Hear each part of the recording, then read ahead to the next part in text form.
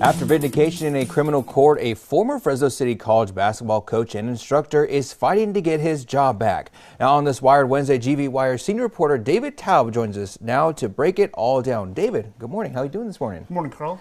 So Ed Maddock is the person's name. He lost his job back in 2020. How was he able to get his job back?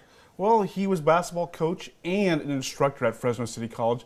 The basketball coach, well, they can fire you for anything, not winning enough, so that job is gone. But because he's a public employee, there's a process. So he went through that process in appeals with an administrative law judge.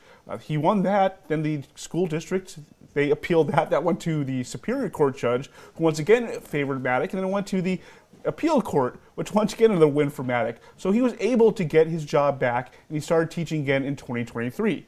Well, with that being said, in 2023, he apparently was fired again, if you don't mind explaining what happened on that as well. Well, in his second class back, he taught a health class. He made a comment that was interpreted by some as a criminal threat. He said something along the lines of, if it wasn't for my wife and son, I'd shoot somebody up at the campus.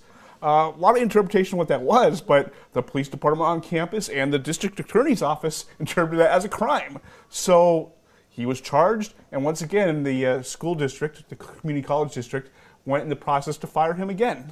Well, it looks like just recently Maddock won in court. What did the judge say when this was in court? Well, just last month in the criminal case, the judge said didn't like the evidence presented. He said, it just doesn't smell right, doesn't pass the smell test. So he threw the case out. The criminal case is over, and now once again, Maddock is fighting to get his teaching job back the second time around. Now, you were the only one at his appeal hearing yesterday. With that being said, what were you able to see in there and during this hearing? What did you get most out of that? Well, like I said, he's going through this hearing again. It's being held, it's a public process, but it's being held at the attorney's office. I mean, these things they're not held in a courtroom proceeding. He looked a little nervous, maybe a little, I don't know if upset's the right word, but you can kind of tell with his behavior as other testimony was being presented yesterday. I was a little member of the media there.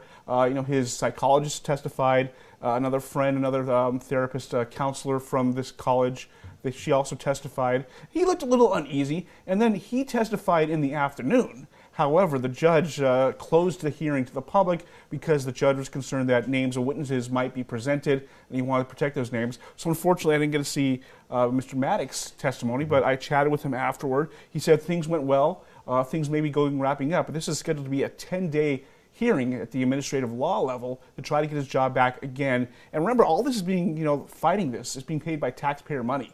And that leads to my next question. You mentioned case after case after case in 2020, now in 2023, this is happening. How much is this actually costing taxpayers with all these cases and appealings and hearings? The exact amount is unknown. The request is out for the public records.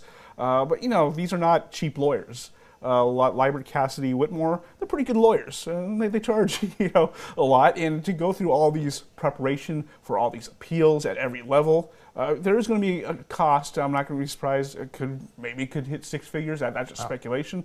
But yes, the taxpayers are funding trying to keep them out of the classroom. Definitely be interested to see how much this will come out to be. Well, David Taub from GVWire.com, thank you so much for being here. It's great to have you this morning. Great day. We'll be right back.